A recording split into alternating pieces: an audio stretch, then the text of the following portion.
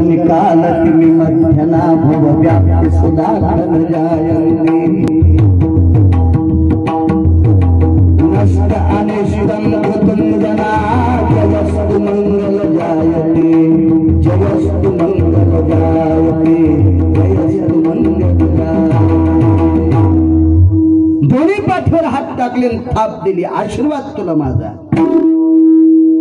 जगाच्या मालकानं सांगितलं नाही येऊ का म्हणून, ये ज्याचे आयुष्य न लेखा सांगते। आश्रमाच्या बाहेर कृष्ण गेले, एका शिष्याने येऊन सांगितलं गुरुमाय रडायला लागलेली आहे।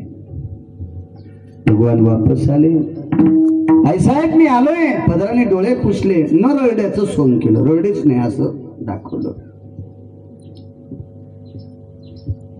भगवान म्हणले येऊ आई साहेब या। पुन्हा भगवंत बाहेर आल्याच्या नंतर एकाने आवाज दिला, आई साहेब रडल्या का? वापस आले, डोळे पुसले, बाईने स्वतःचे डोळे भरून आले आणि मग विचारलं,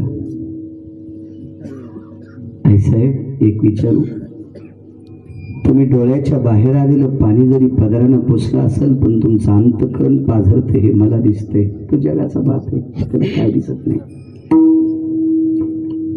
आई साहेब तुम्ही का रडता? उनका दाटून आला, जगाच्या मालकाने पंचाने डोळे पुसले, ते वय लहान असल्यामुळे पंचा मिसलेला होता, पुसले डोळे। काय दुःख आहे, काय नाही कृष्ण, तू आश्रमातून जाणार आता? होय। या आश्रमातून ज्या वेळेला तू बाहेर पडशील कृष्णा, आणि तुझ्यामध्ये मी माझा मुलगा बघत होते। महर्षी सांदीपनींचा पुत्र समुद्रात बुडून मृत्यू पावला होता। कृष्णा तू आश्रमावर बागडत असताना, खेळत असताना, आमच्या मागे पुढे येत असताना सकाळी दिसला। प्रत्येक वेळेला ज्या ज्या वेळेला मला दिसत असतील त्यावेळेला मी तुझ्यात माझा मुलगा बघत होते। दुःख एका गोष्टीचं वाटते कृष्ण, तू आज आश्रमावरून गेल्याच्या नंतर मी माझ्या मुलाला कोणात पाहू? जगाच्या मालकानं सांगितलं, आई साहेब मी जरी गेलो असेल तर बाकीचे विद्यार्थी आहेत कृष्णा। गाई सगळ्याच असतात पण सगळ्यात सारखं दूध देत नसतात, म्हशी सगळ्याच असतात पण सगळ्यात म्हशी सारखं दूध देत नसतात, कमी अधिक देत असतात। सर्वच बैल असतात पण काही तिपणीला चालणार, काही रेंगीला चालणार, काही चावरीला असतात, काही चाकापशी असतात। जे तासात चलते कमस्त गोड ते पुढे चावरीला असतात, आणि जे टंगळ मंगळ करतात का बरोबर वाढायचं नाही ते नांगरीच्या चाकापशी खपके द्यायला जवळ असतात, नांगरीच्या चाकापशी धरायचे। हनता येते स्वतःभाऊ, तुम्ही काय हल्ली नाही, फक्त हसा इठाला।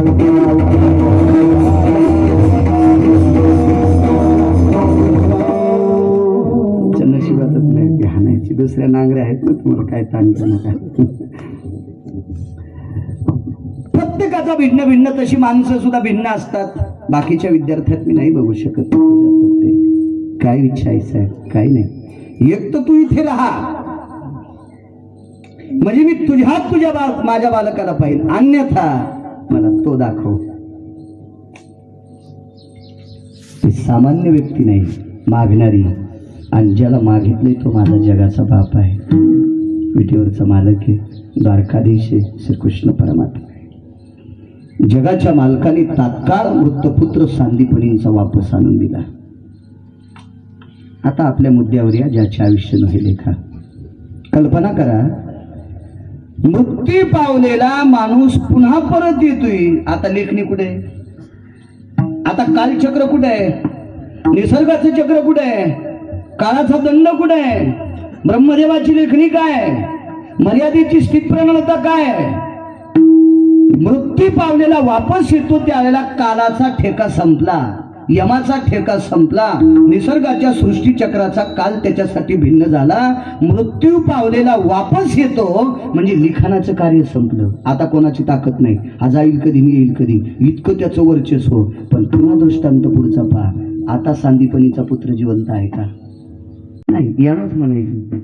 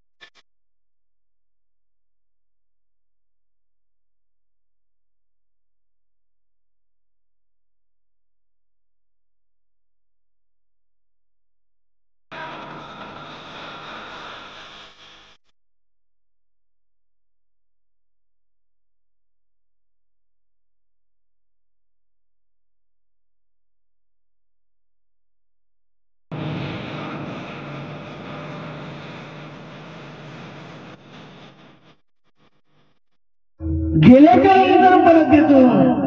आता लिखाणाचं कार्य संपलं, पण तेही माणसं पुन्हा जातात. ज्याचे आयुष्य नव्हे लेखा तेही लिखाण माने. धर्मशास्त्रात एक गोडशिवरणी आहे. भारतीय संस्कृतीमध्ये नाविन्यपूर्ण माणसांची दखल घेतल्या जाते आणि एखाद्यानं जर त्याची दखल नाही घेतली तर त्याच्यापासून मिळालेल्या पुराव्याचा परताव्यातून तो वंचित राहतो. दखल घेतली पाहिजे चांगल्या लोकांची. आणि पुराण चांगल्या लोकांची दखल घेत आहे.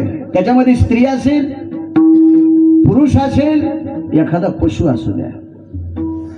पुराणामध्ये काही काही पशूंची सुद्धा वर्णी. गजेंद्र हत्ती, माऊली महावैष्णव ज्ञानोबारायांनी ज्याच्या डोक्यावर हात ठेवला, त्याच्या तोंडातून वेग रेडे. आग आळे फाट्याला रेड्याची समाधी म्हणत नाहीत, माऊलीची समाधी. पशु सुद्धा कर्तव्यनिष्ठ. भारतीय संस्कृतीमध्ये कुठल्या न कुठल्या कामात चांगलं वागणाऱ्या माणसाला त्याची पोच पावती मिळत असते. त्याचा मोबदला त्याला मिळत असतो त्याच्या कर्तव्याचा. एका बाईनं जीवन असं गोड सुंदरसं जगलं. वारकरी संप्रदायात तिची वर्णी आहे. तिचं नाव आहे मदालसा. फार सुंदर तो. इतकं नाविन्य, इतकं नाविन्य. कधी कधी काय होतं माहितीये का, वाचायचा कंटाळा येतो म्हणून पोचत नाही तिथे. एक जण म्हणला मला पोहणं येते पण पाणी नाही. नालायक का काय, तुझ्या बाजूच्या खड्ड्यात हाती पोहायले, तू पाणी नाही म्हणून तू यडगळा, तू तिथं गेलाच नाही. विठाला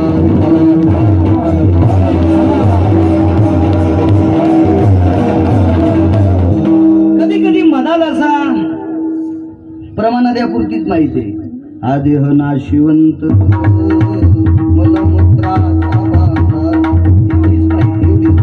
पुरतीच माहित मदालसा.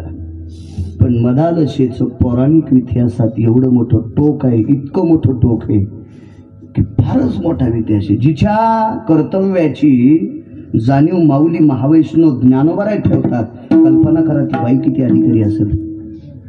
भाऊसाहेब भाऊ काय असेल त्या बाईचं तो. माऊली महावैष्णव ज्ञानोबाराय विश्वमाऊली जिची दखल ठेवतात त्यार ती किती मोठी असेल. जिला पुत्र 4 होते नागरिक, 4 मुलं, 4. तुमचा काही दोष नाही याच्यात. खरं तर आमचा दोष याच्यात. आम्ही मधात घुसायला पाहिजे. म्हणजे कोणाच्या घरात नाही कपके खावं लागतील. पुराणात घुसायचं, इतिहासात घुसायचं, शास्त्रात घुसायचं, नाविन्य कमवायचं. आणि 4 डोस समाजापुढे संप्रदायाचे सांगून आपल्या कर्तव्याची पोचपावती घेऊन जायचं. समाज थाप टाकीत असतो. तुम्ही कल्पना करा, शहाणा शेतकरी दिवसभर बैल जर व्यवस्थित चलत असतील तर संध्याकाळी जोत सोडताना पाठीवर थाप टाकूनच जोत सोडतोय. काय बैलानं उभाट्या होय पकडू महाराज, उभाट्या उठवडे. बैलाची दखल घेतात लोक. तर मग बुद्धिमान बैलाची ते घेतेनच ना. पण बुद्धिमानानं माणसासारखं जगावं, बैलासारखं नाही जगावं. विठाला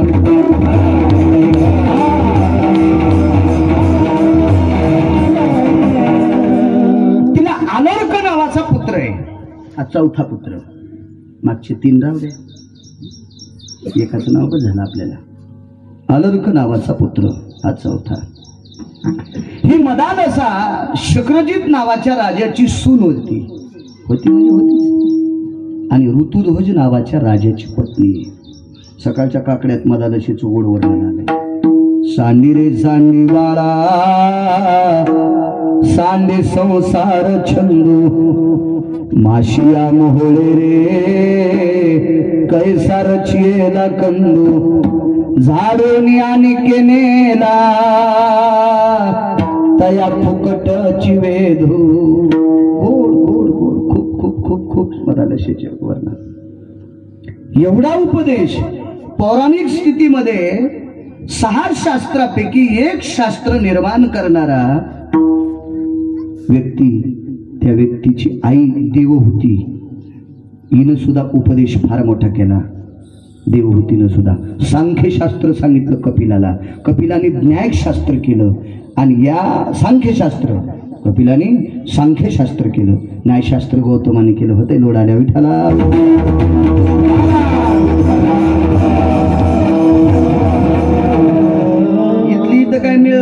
पण हे मोबाईल इतके विचित्र आहेत सदभाऊ. हे नंतर पाहिल्या होते म्हणता अरे गिरगावकरांनाच सांगितलं होतं न्यायशास्त्र गौतमानं केलं ना, आता सांख्यशास्त्र गौतमाचं कसं काय म्हणते. माणसं फक्त भोकाळ कुठं दिसतंय, बोट नाही घालायचे, पायच घालून फाडायचं. विठाला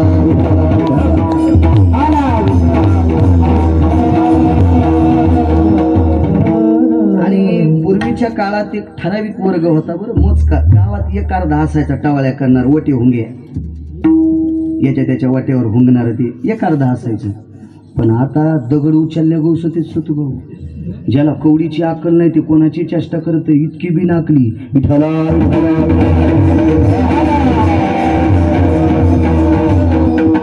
कीर्तन येत आहे ना, मी याच्यावरच बोलायचं. मला फकवाद वाजिता येत नाही ना, मग यायचं हुकलं कशाला म्हणायचं.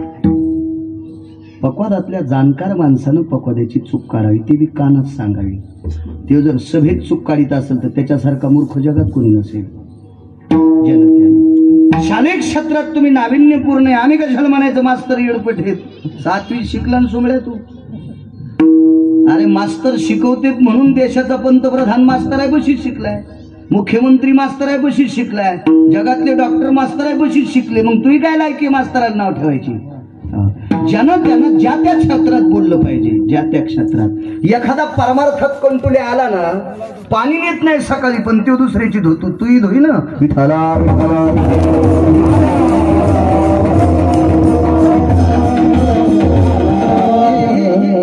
फार बाष्कळपणा झाला लोकांचा, अति बाष्कळपणा. म्हणजे बोलत असताना जपून बोलावं लागायला आता, इतकं सोपं नाही.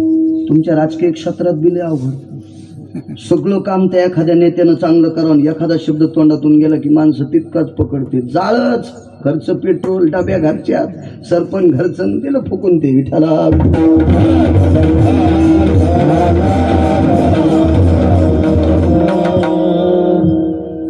ऋतुध्वज नावाच्या राजाची धर्मपत्नी मदालसा, फार टोप मदालशीच मोठा आहे.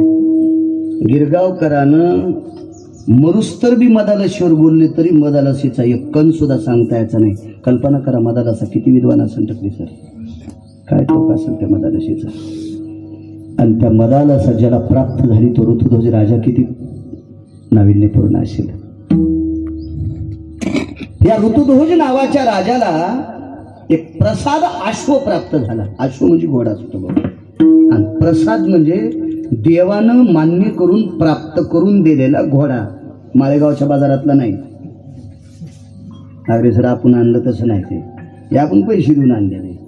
यज्ञातून प्राप्त झालं, यज्ञातून अश्व. इंद्रानं अर्जुनाला यज्ञातून प्राप्त झालेला रथ आणि घोडे. इंद्रे दितशे अग्निरथ, स्वतः यज्ञातून प्राप्त झालेला अश्व आणि रथ इंद्राने इकडे दिलता. रावणाच्या मुलाला सुद्धा यज्ञातून प्राप्त झालता, पण वरून दगड टाकले. शेपटीवाल्याला दाड होत. शेपटीवाल्याने विचार केला भेटायला याला रथ जर पूर्ण भेटला तर आपल्या मालकाला जिथं होत नाही. बुद्धिमान होतो ते शेपटीवालं. मारुती राय काही काही लोकांना प्रसादातून मिळालेल्या गोष्टी अति गोडा प्रसादातून प्राप्त झालेले. याला अंधश्रद्धाळू माणसं काय म्हणते, प्रसादानं काही गोष्टी भेटत असतात का. प्रसाद म्हणजे कृपा, प्रसाद म्हणजे आशीर्वाद. वैष्णवामध्ये चोखोबारायाची शिवाजी दादा फार मोठी वर्णी आहे आणि ते चोखोबाराय प्रसादातून प्राप्त झाले. त्यांचे वडील श्रीमंत माणसानं सांगितलेलं काम करत होते. मग पूर्वीच्या काळात कसं होतं, इथं बोडखे बाबांची समाधी. तुमच्या गावात जर देवा काही नवीन आलं, कणीस आले तर हुरडा खाजा आधी कणीस मंदिरात अडकवायचं. मंदिरात एक कणीस आकड्याचं हुरड्याचं अडकिलं की देवाला प्रसाद झाला, मग आपण हुरडा खाला तयार. असं नाविन्य असायचं. जीवाजी बाबाचं जवळा भैमुख झाला असेल टोपलं भर शेंगा कानगी म्हणून द्यायच्या. तसं पूर्वीच्या काळात काही परिसरातली माणसं पंढरपुरातल्या पांडुरंग परमात्म्याला असं काही द्यायचे. एका माणसाकडे 100-200 आंब्याची झाडं. आता किती होते पण 100-200 म्हणाल, जास्त म्हणले म्हणजे बरं वाटतं जरा. मी तर काही नव्हतोच तेव्हा, पण त्या माणसाकडं भारत खूप आंब्याची झाडं, अशी चांगल्या आंब्याची झाडं, गोड गोड गोड गोड अशी जे आंबे असतील ते रसाचे आंबे एका परडीत भरले. त्याला करंडी म्हणतात, कोणी परडी म्हणतात, आपल्याकडे त्याला डाल म्हणतात, दुर्डी म्हणतात. तर तो भाऊ त्या डालात ते आंबे टाकले, गवत लावून बाजूला, आणि ती चोखोबरायच्या वडिलाकडे देऊन टाकली.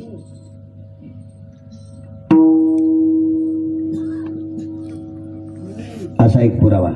पुढे हे काम पुढे चोखोबरायने केले. आणि मग तिथं ती टेकल्याच्या नंतर बाहेर पुजाऱ्याकडे दिली. मधात तर जाता येत नव्हतं. मग ती डाल देवा पुढे ठेवली. डाल उघड्याबरोबर मधात एक चोखलेला आंबा निघाला. कुशाल जरासा चोखलेला होता आंबा, थोडासा चोखलेला. पुजाऱ्याने सांगितलं बोलून घ्या जरा. उष्टफळ देवाला अर्पण केलंय. त्या व्यक्तीनं सांगितलं मायबाप, मालकानं जशी डोक्यावर डाल दिली तशी मंदिराच्या पायरीला आणून ठेवली. याच्यातला आंबा खायची माझी काय ताकद आहे.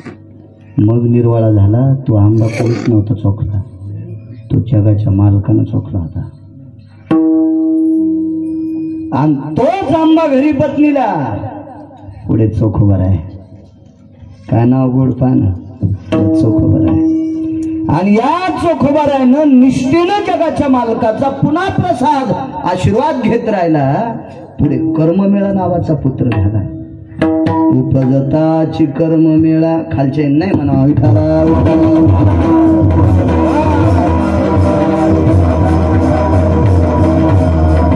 हो ते जिल्ह्यापेक्षा तालुका मोठा झाल्यावर कुठे बसावं त्यानं, सुधारायचं नाही ना. तुम्ही म्हणल्या मला जाणं पुन्हा आता उडद उपटायला विठाला.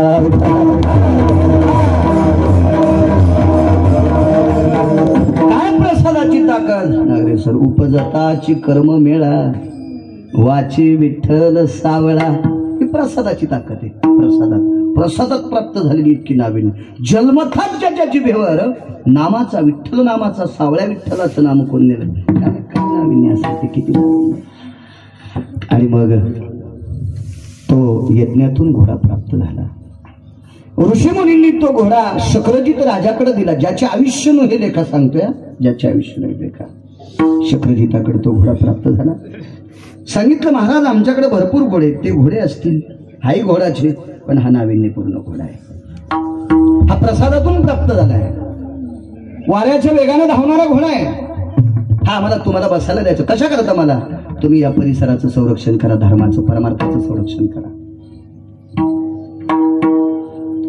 चांगली जी महाराज लोक असतात का, ते परिसराचं रक्षण करतात.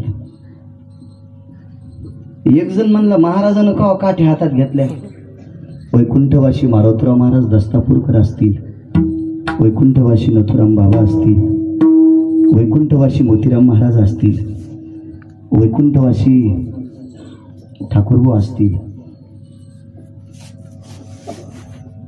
याच ठिकाणचे वैकुंठवासी बोडखे बाबा असतील. यांनी काठ्या बंदुकी घेतल्या नाही.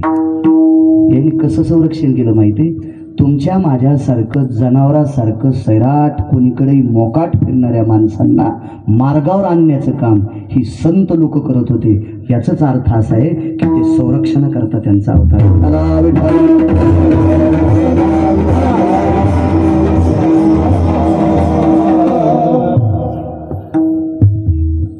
मग या घोड्यावर बसून तुम्ही धर्माचं संरक्षण करा. ऋतुध्वज नावाच्या राजपुत्राला तो घोडा बसण्यासाठी दिला. त्यानं वारसा घेतला. बाबा काय हरकत नाही, मी धर्माचं संरक्षण करील. कुठं सत्ता असेल त्या काळात सत्य म्हणजे यज्ञ वगैरे हवन हा प्रकार जास्त असायचा. पण ते मी करील आणि करायचं. पण यानं धर्माचं संरक्षण करत असताना काही चारवाक लोक असतात ना, चारवाक सोयरी पिशून समानाची घडे. एक महाराजांचा पुरा आहे. पिशून कोणाला म्हणायचं?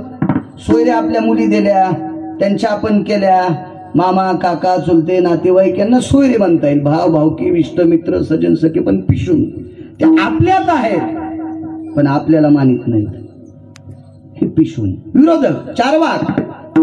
अशी चारवाक माणसं या नष्ट माणसांना ऋतुध्वजाचं काम आवडलं गेलं. मग ऋतुध्वज कसा संपवायचा? पूर्वीपासून शत्रू येत बरं का, कट कारस्थान कापड ते पूर्वीपासून आहे सर, ते आताच आहे काही विषय नाही. मग या लोकांनी महाराजाचं रूप घेतलं आणि ऋतुध्वजाला संपवायचं. रामायणातली तुम्ही ज्ञात माणसं आहात. मारुती रायाला परेशान करण्यासाठी कालनेमी का खरा महाराज होता का, कष्ट कोणीकडे घालावा याची अक्कल नव्हती. तो कालनेमी धर्मसिद्धांत असा ऐकू आला की राजा रावणाच्या नगरीत 8 राक्षस असे होते, त्याच्यापैकी हे 8ची 8वी गायीच्या खुरा खात होते. पायी गोवाम पदा भक्षन्ति निशाचरयो येन गत्वा उदरम यथा निवारण हितारथायम गवम खुरा रक्षन्ति निशाचरम हे नाही रेह गांजा कसनम. नंतर इचकिते हे कशात असं पाणी येत नाही सुमल्यान कशाला विचारू तू विठाला.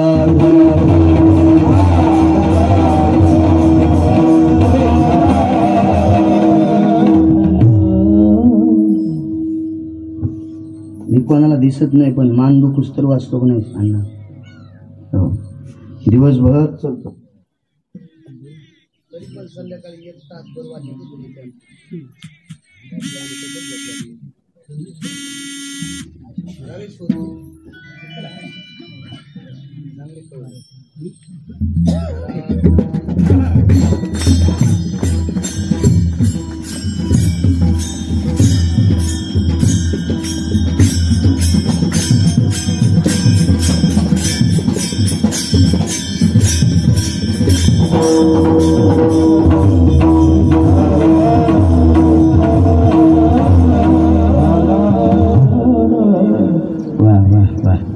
आवाजही सुंदर आहे आज, मस्त छान आवाज आहे.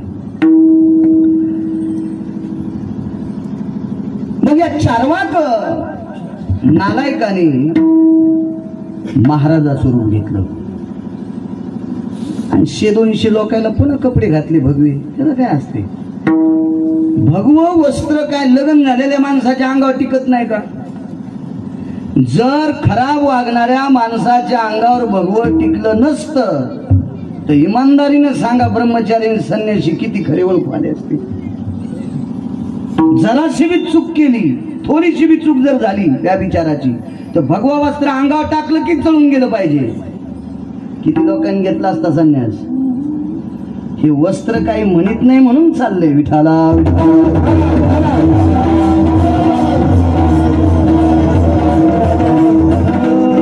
सोंग घेतले, ऋतुध्वजाची स्वारी आली राजाने, आणि सोंगी माणसं जास्त चांगले दिसतात बरं का. हो सोंगाची माणसं अति चांगली. कधी कधी कामाचा व्याप असणाऱ्या माणसाला एखाद्या वेळेस इस्त्री नाही घडत, पण रिकामीचा भांग नीट. आमच्याकडे जुनी म्हणे आहे नाही बघू महाराज, जी बाई दिवसभर रानात जाते ती सकाळी एकदा येणी फणी करून कुखुला येते, तिथून आलं की हातपाय धुणं, चुलीवर भाकरीला बसणं, खाणं. वातावरण जर खराब असलं तर वल्ल सरपण तसंच बाजूला पडायचं. लय दिवसभर काम केलं, मुगन उपटिलं तर तवा जे गरम असतं का तेच खाली पालथा टाकायचा, त्याच्यावर पोतळं टाकायचं आणि 5 शेकायची. झोपी जाते बिचारी ती. तिला दुसऱ्या दिवशी सकाळी कुकू लावायला आरसा भेटतो. पण जिला काहीच काम नाही ते 3-3 बाऱ्या. तिच्या घरात जेवायला बसल्यानं पंखा सुरू करावा, सऱ्या भातात केस. म्हणजे उकांड्यातून तिच्या घरात काही फरकच नसतो विठा.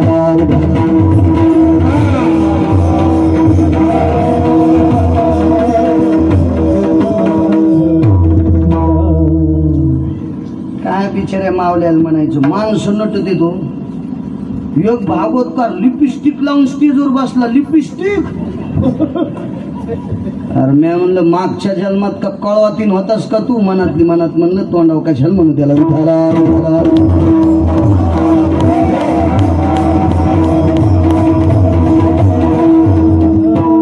नामनिष्ठ धर्मभास्कर निवृत्ती बाबा वक्त्यांचा एक बाबांचा मी एक निर्वळ ऐकला.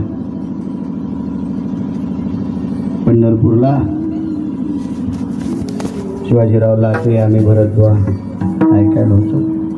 बाबांनी सांगितलं, एखादा माणूस दिवसाकाठी जर 50-50 बाऱ्या आरशात बघून नटत असेल तर समजायचं याला बाई व्हायची अपेक्षा आहे, कारण याच्यात अजून काही स्त्रीचा गुण आहे, त्यांचा पुरावा आहे. हे काय 2-3 अभंग पाठ करणाऱ्याचा पुरावा नाही.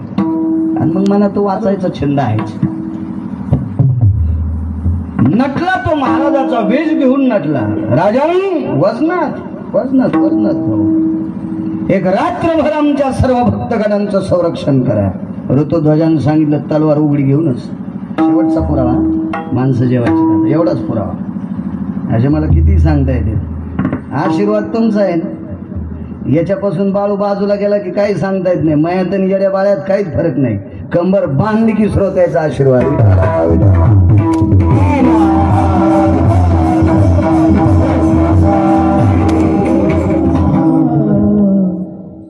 लोकही प्रेम करतात नागरे सर. दवाखान्यात होतो त्यावेळेला सुधभाऊनं फार मोठा कार्यक्रम ठेवला होता, खूप मोठा, खूप खूप खूप मोठा. पण काय करा, पण आम्ही वाचलो. ते म्हणजे आमचा कार्यक्रम पुन्हा करता येईल, पण तुम्हाला आयुष्य दिलं हीच मोठी गोष्ट. विठाला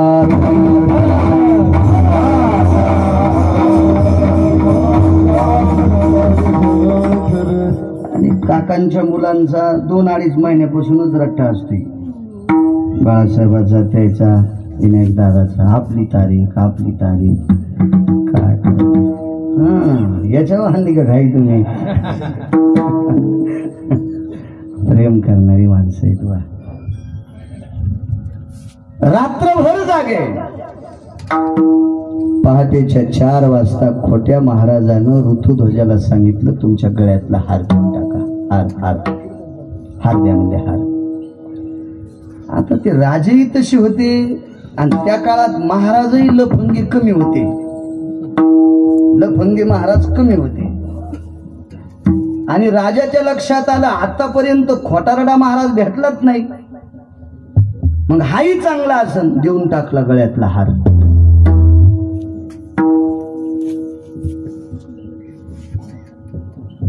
आम्ही एका बैठकीत बसलो चांगल्या माणसाच्या. मोठा माणूस होता, पैशावाला.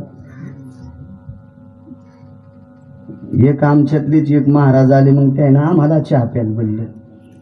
तेव्हा चहा पित होतो मी. चहा पित असताना त्या माणसाचा मुलगा आम्हाला चहा द्यायला आला. त्याच्या गळ्यात लॉकेट होतं मोठं आणि महाराजाच्या गळ्यात ते होतं. पण महाराज म्हणले, मग काढता घाडताना जरा जड चाललंय, तू डोकं बारीक आहे, मग तुला राहू दे, तू मला दे.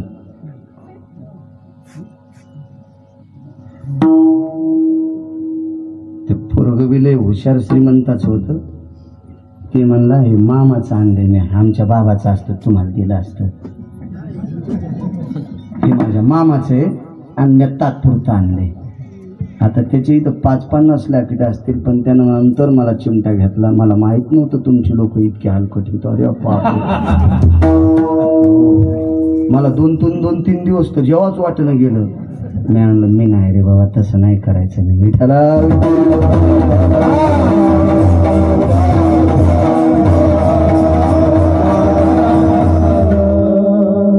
हार मागितला. हार 10-15 पुरावे सापडतील.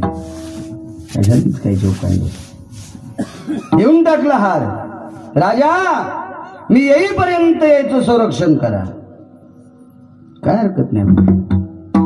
हा खोटा महाराज तो राजाच्या गळ्यातला हार, ऋतुध्वज राजकुमार होता, मदालशीचा पती होता, आणि तो हार घेऊन मदालशीच्या नगरीत गेला, ऋतुध्वजाच्या नगरीत. आणि ऋतुध्वजाच्या पित्याला शक्रजिताला सांगितलं, महाराज तुमचा मुलगा मरण पावलाय, तुमचा मुलगा मरण पावला. कोण म्हणतंय? हे हार आणलाय.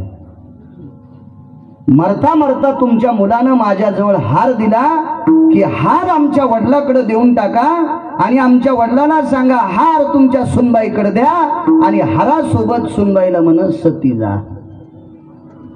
म्हणजे धर्म कार्य करणारा महात्मा कसा त्याचं खचीकरण करायचं, त्याला कसं दिवस आणायचं, हे नास्तिक माणसांचं काम असतं.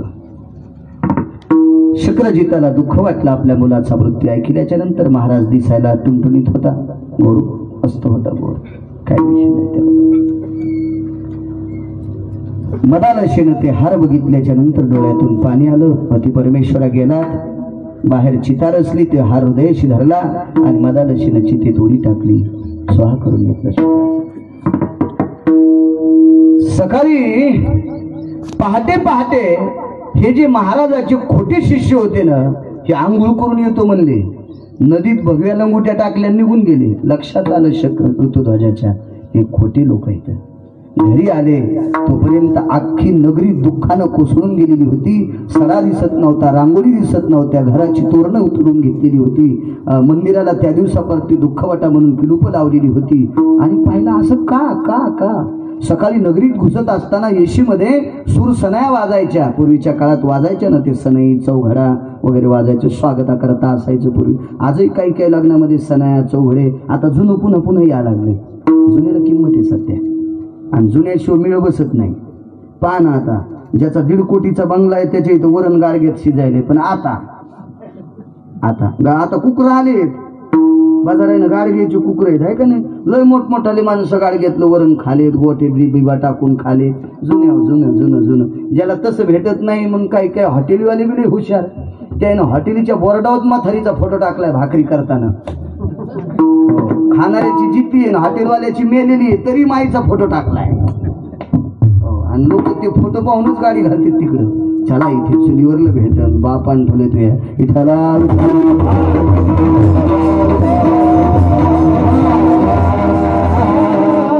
जुन्यावर किंमत, जुन्यावर.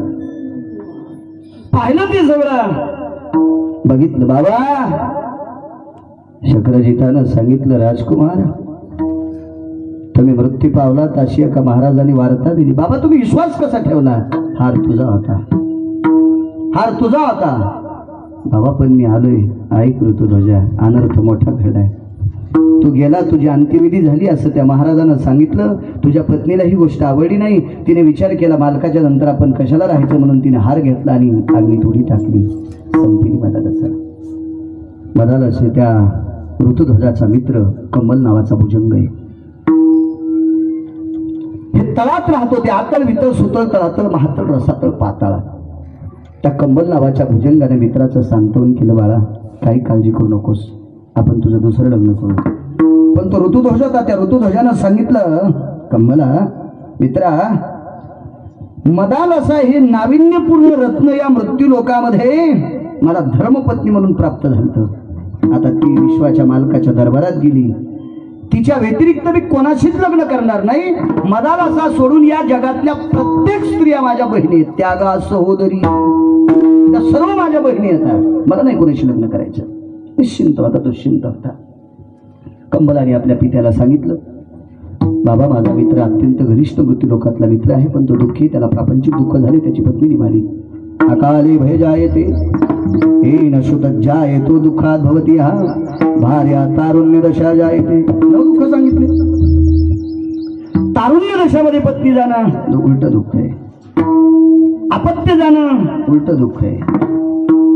त्याच्यावरती थोडस आघात झालाय. वडिलांनी सांगितलं, कंबला एवढी जर तुमच्या मित्रावर तुमची निष्ठा, भक्ती, तुमचा गोडवा, तुमची गोड मैत्री येतं, मग एक काम करा ना, हे जगातल्या प्रत्येक स्त्रीला बहीण मानते, त्याला फक्त मदालसाच पाहिजे. मदालसा मृत्यू पावली, मग तुम्ही भक्तीचं टोक गाठा आणि त्याची मदालसा परत आणा. ते तळातले होते भुजंग, भगवान शिवशंकराचे उपासक होते. आता शंकर प्रसन्न करण्यासाठी करावं काय, म्हणून सरस्वतीला प्रसन्न केलं. इथं लक्षात आलं की विद्येची देवता सरस्वती आहे. समाजात वावरणारी माणसं घरी काही जरी नसलं तर ज्यांच्या जिभेवर सरस्वती आहे ते माणसं श्रीमंत झाले. वाणीची श्रीमंती असावर का. आणि ज्यांच्या जिभेवरची सरस्वती निष्ठली ते कहा बी कुचकच, कहा कुचकच. असं नको रे बोलू, सरस्वती नको काढून दो. ब्रह्मकन्या भवस्थिता रसना प्रेयन जायन्ते वानिरभूषितं प्रगल्भजाय वानिरभूषितं प्रगल्भजाय विश्वाध्यक्षं परमजना विश्वाध्यक्षं परमजना विश्वाध्यक्षं परमजना. ही तिची कृपा असते की जगावर नाविन्य कमवतो. जगावर क्षेत्र कोणतं बी असू द्या, असं तू कोणतंही क्षेत्र असू द्या, कोणतं अंगठा देत नाही. देता येत नाही अशा माणसाला ज्ञानेश्वरी पाठ. कोणाची कृपा? सरस्वती जिभेवर परमार्थातलं तो. माझ्या लहानपणापासून बरेच कीर्तनकार शाळात न जाता कीर्तनकार झाले, गोड जीवन जगले, ऐश्वर्यात जीवन जगले, विश्वाच्या मालकात विलीन झाले. कोणत्या शाळेत नाही भारत, कुठल्याच शाळेत नाही, काय नावे नाही. सांगू तुम्हाला कालचा परवाला कीर्तनात बोलून गेलो. एक रेल्वे स्टेशनला मला हे मोठ्याला याच्या मोबाईल मध्ये पाहायला भेटते. रेल्वे स्टेशनला पोटासाठी तसं काय कोणाला मागावा म्हणून ती गाणं म्हणून गाणं चांगलं म्हणायची, लोकांनी तिला काहीतरी द्यायचे. ती बाई देशात गाजली. रानू मंडल आहे का नाही काकडे बाबा आबा, काय तिच्या जिभेवर सरस्वती असेल ना, असू द्या ती गरीब काही असू द्या, पण कृपा किती पहा नपा. ही परमेश्वराची कृपा. सरस्वती जिभेवर असली की कृपा होत असती. माणसानं चांगलं बोलायचं. कधी कधी म्हातारे बिला इटगवानी बोलत येतो. सरस्वती ज्या म्हातारीच्या जिभेवरली सरकली ती कव्हावी काळात चहा पेणार, आणि जिच्या जिभेवर सरस्वती कायम आहे सून हिकत आणून तिला दुधाचा चहा करणार. पण लय रगील काही काही इथल्या नाही. आपल्या मराठवाड्याच्या म्हाताऱ्या चांगल्या आहेत, कशा खुश झाल्या पहा ना, लय खुश. सरस्वती जिभेवर काय होते सुनाला चांगलं बनलं. तुला पोरग झालं म्हणून ती आली ना. तू जर पोरग होत गेलं नसतं तर दुसऱ्याची पोरगी तू इथं कशाला आली असते, आहे का नाही. लग्न करायचं लय उल्हास. मग सुनाला नीट बोल ना, सरस्वती ठेव ना जिभेवर. सासूनं जर जिभेवर सरस्वती ठेवली तर सून माईचं प्रेम देणार, आणि एखादी हलकट सून जर देत नसेल तर तिला तिची सून जिथं फुकणार. ही सासू सुनाला चांगलं बोलती, मग ती सून जर सासूला चांगलं बोलत नसेल तर कालांतरानं तिला पण एक सून येणार आहे, तुला चौकटीत फुकेल तुझी सून. विठाला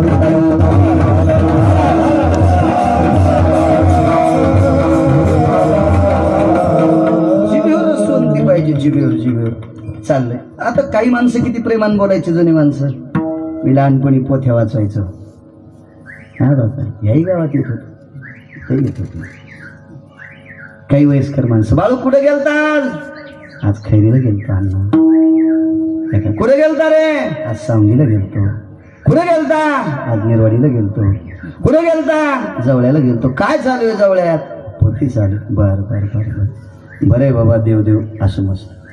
आता म्हणले ना कुठे गेलते कीर्तनाला? मला नाही गावाला. केवढ्यात केली काशी? अरे बापरे, आहे का नाही. राखीलच तोंडात घेऊन, म्हणजे कार्यक्रम करणारा करायला, अन्नदान उडवायला उडी नाही, पण हे दांडातली काडी ती कोहरक दांडात पडली तर ती काय हिरवी होईना. उलट हिरव्या झाडाला जाणारं पाणी दांड कोंडून फळायला गेले, एरंडच बोकडे ऊस कोळडा फट एरंडच सुधारले. अशा काही दांडातल्या काड्या असतात, उगच इचकीत राहतात, उगच उगच उगच. सरस्वतीची कृपा झाली, प्रसन्न झाली. ब्रह्मकन्या वरदानस्तु. हे सरस्वती माते मला स्वर दे. ती जिभेवर बसली आणि कंबल आला आणि त्याच्या भावाला इतका सुंदर स्वर प्राप्त झाला, आणि त्या स्वरावर भगवान शिवशंकर भजनानंदी येत. बरोबर बुवा, हे सगळं तुम्हाला तिथूनच भेटलंय. हे सुद्धा आपल्याला सगळं तिथूनच आहे. एका जनार्दनी वैष्णव शिरोमणी महादेव भजन त्यांनी केले. नारद तुंबर सांब गायन करी. आपले नाव नाहीत तिथं, हे त्यांनी गायन केलंय, त्यांनी भजन केलंय. आणि ते शंकर भक्तीला फार प्रिय देवत. आणि मग त्या कंबलाने गोड अशा प्रकारचं तांडव केलं. तांडव गती मुंडन परनाचत गिरिधारी. तांडव गती मुंडन परनाचत गिरिधारी.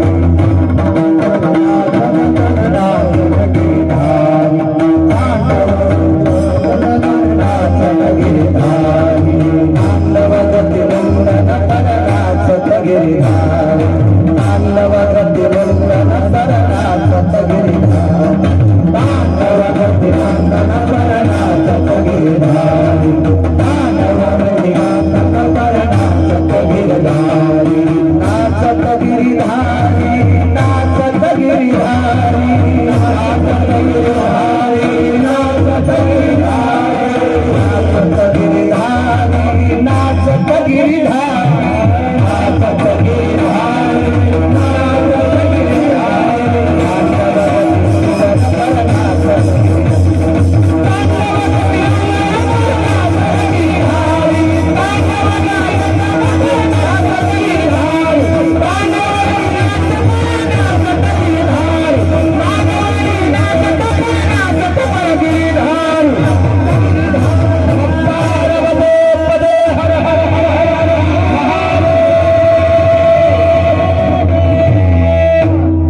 विठुदास प्रभूंनी रचलेलं काव्य. पांडव गती मुंडन परनाचत गिरिधार. मला असं कधी कधी म्हणता येते, हे म्हणताय मी तुमच्याकडे शिकायला येतो, काय करावं हे आपलाच जाळ बंद होईना तर कहा यावं तुमच्याकडे. विठाला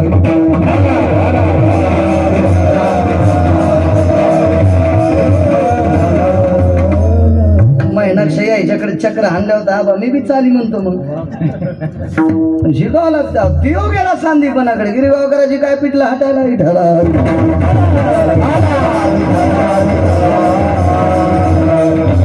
राजा करतो माझा जगाचा मालक. कोणाला कशात करीत, कोणाला कीर्तनात, कोणाला पक्वादात, कोणाला गायनात, कोणाला प्रमाणात. काय काय काय भगवंताची कृपा आहे आवाजावर. भगवान शिवशंकर प्रसन्न केले आणि प्रसन्न देव झाल्याच्या नंतर देव पुढच्याला म्हणायचा मागा. आज मागा नाही, भगवान शिवशंकराने कंबलाला त्याच्या भावाला भुजंगाला सांगितलं, बाळा गिरजा सांडोनिया जाणार, म्हणजे पार्वती सोडून नागरेश्वर जेवढं पाहिजे तेवढं देऊन टाकतो, काही माग. ते म्हणले देवा तळाचं राज्य, 7 पाताळापैकी एका पाताळाचं राज्य, पैशाला अडचण नाही, मान सन्मान प्रतिष्ठा सगळे, एकच आमचा मित्र दुःखी, त्याची बायको देऊन टाका. आणि संहारकारी शंकराच्या हातात. काही गोष्टी मागत असताना काय केलंच मागावं. एक जण देवबाप्पाच्या घरी आऊत मागायला गेला. देवबाप्पा म्हणले पेरायचं कोण्या दिवशी ते मला सांग, मी तुला सांगतो मुहूर्त. मला आऊत कसा मागवतो, मी बटपण करायचो आणि तुला आऊत कुठून दे. सकार व्हायला एक जणांनी चतुर्थी विचारली. ते म्हणला मला कशी सांगता येईल, मला चतुर्थी कशी सांगता येईल, आगाव पण आहे ना. अख्ख्या आंधळ्याचं गावात तिथं एक जणांनी चष्म्याचं दुकान टाकलं, तिथं कोणालाच दिसणं, आणि यानं दुकान चष्म्याचं टाकलं. एडपटेच का काय. काही गोष्टी ज्याला ज्याच्याकडे घ्यायच्या त्याच्याकडेच मागायच्या. वडवानळ नावाच्या अग्नीला पाणी मागितलं, ते समुद्र फुकायले. वडवानळ सागर काय, समुद्राला जाळायची ताकद वडवानळ नावाच्या अग्नीत भरली. आणि त्याला एक जण म्हणला पाणी द्या. ते म्हणला नावच घेऊन कोण पाण्याचं समुद्र पेटी तुम्ही, तुम्हाला कशाला पाणी मागायला. बघ शंकरानं सांगितलं मदाला परत करायची. यमराज, यमधर्म, कालदंड. जी जी जी प्रभूजी. मदाला शेज काय, उद्या सकाळी तिला पुनर्जन्म आहे. अरे उद्या पुनर्जन्म देणार, कोण्या जन्माला, अमक्या अमक्या, वापस घ्या. ती जशाल तशी मदाला परत कर. आणि मदाला परत केली. ऋतुध्वज नावाच्या राजकुमाराला, शुक्रजित नावाच्या राजाला सून म्हणून पुन्हा मदाला परत आली. आणि मदालशीला 4 पुत्र झाले. 4था पुत्र 40 दिवसाचा असताना, 42 दिवसाचा असताना पाळण्यात आहे. आणि तिने उपदेश केला, हा देह नाशिवंत मलमूत्राचा बाधा. काय उपदेश त्या मदाला. हरे रे मदालसा सोहम जो जो रे बाला. सुंदर उपदेश. त्याचं नाव आदर्क. दृष्टांत संपला. जगात विद्वान असणारी पत्नी ऋतुध्वजाला प्राप्त झाली. आणि त्याच पत्नीवर काळाचं सत्र बरसलं आणि तिला घेऊन गेले. पण मित्रांची करुणा, प्रेमाचं काम येत असतं माणसाला कुठं ना कुठं. कधी कधी कुंटालानं पैसे असतील, बँक बंद असेल, कुंटालानं पैसे तुमचे घरी असतील, तुम्हाला जालन्यात बाजार घ्यायचा आहे, पण तिथं पद, सन्मान, ओळख, पाळख, तुम्ही केलेला आदर, तुम्ही समाजाशी वागलेले चांगले, एखाद्याला शाब्दिक दिलेलं प्रेम, ते तुम्हाला कोटी रुपयाचं काम करत असते. कोटी रुपयाचं. पैशाला काय किंमत असते, प्रेम असते. प्रेम. सतुभाऊ मी सरांचे मेवणीत नागरे सरांचे उशे साहेब 1-1.5 लाख रुपये बिल झालं. मग ते घेतलं नाही, पण संचयचं घेतलं नाही.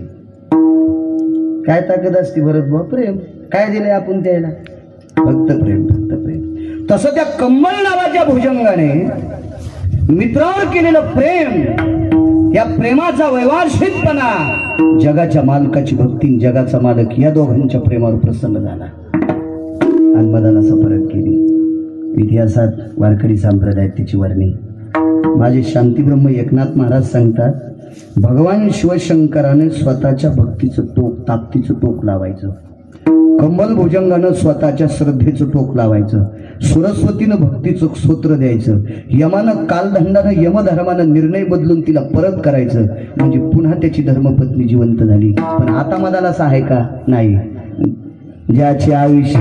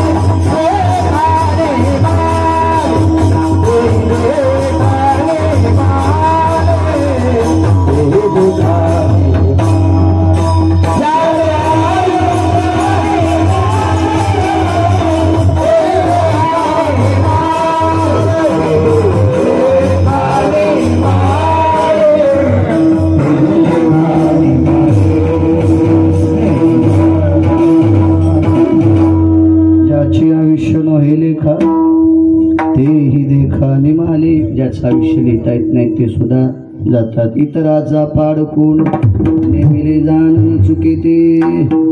कधी कधी काही माणसं म्हणतात, महाराज मी नसतं मरू दिलो, पण वेळेला दवाखाना गावसाला नाही, याचाच अर्थ आयुष्य नव्हतं. एखाद्या हॉस्पिटलमध्ये गेल्याच्या नंतर तिथला तज्ज्ञ एखादा डॉक्टर साहेब म्हणतात, महाराज 1 तासानं जर अगोदर आणलं असतं तर यांना इंजेक्शन आपण दिलं असतं, याचाच अर्थ तो तास त्यांचा मृत्यू होता. नेमिले जाण न चुके ते. ठरलेल्या वेळे आपण इथं सर्वजण बसलो, मला मी असेल कोणी असेल, प्रत्येकाला मृत्यू एके दिवशी आदळ आहे, तो ठरलेला आहे, नियम आहे, ते नियमाच्या बाजूला नाही, पण कुठं होणार आहे तोही नियम आहे.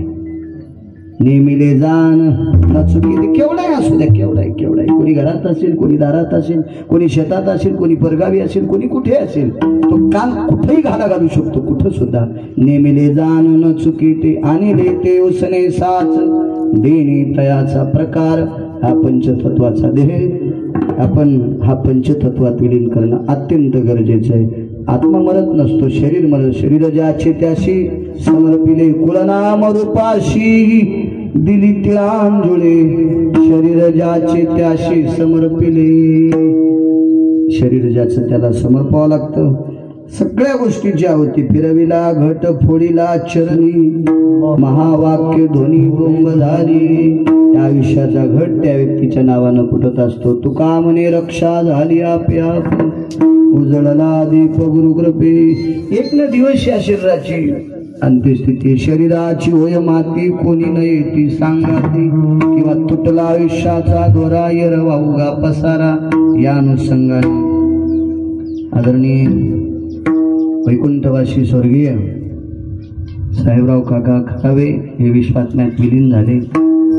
एक सर्वसामान्य जीवन जगणारी व्यक्ती, थोर असो, मोठा असो, गरीब असो, कोणी असो, सर्वांना राम राम श्याम श्याम कौतुकानं तोंडातून गोड साखरेसारखे शब्द ज्या व्यक्तीच्या मुखारविंदातून पडायचे, नगरेसर माझ्यावर खूप अतूट प्रेम करणारी व्यक्ती, आणि त्या व्यक्तीचं विश्वात्म्यात विलीन झाले.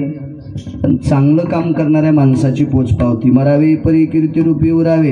गेल्याच्या नंतरही सतभाऊ त्यांच्या कुटुंबीय त्यांचा आदराने हा पुण्योत्सव साजरा करतात. आणि त्या कार्यक्रमाच्या निमित्तानं माझ्यासारख्या अल्पज्ञानी व्यक्तीला येण्याचा योग येतोय. सर्व गुणीजन, गान गंधर्व, मृदंगाचारी महाराज, सतभाऊ असतील,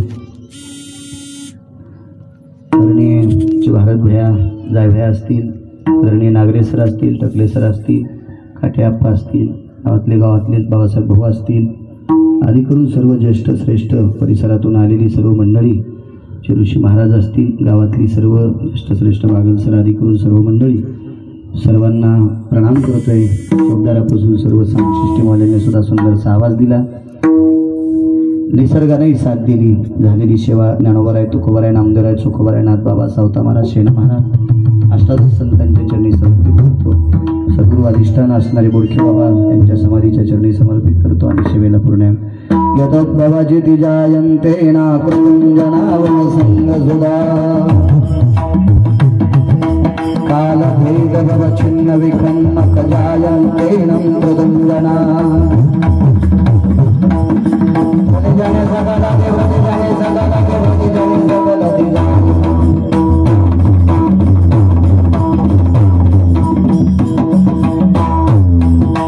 छिन्न पराभव व्याप्ति सुधागति काल छिन्न भव जायन्ते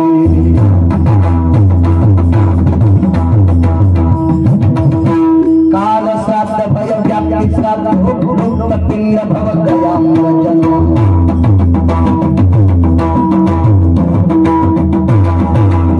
प्रतिज्ञा भव सकल सुदेशी काल प्रयो विनम्रता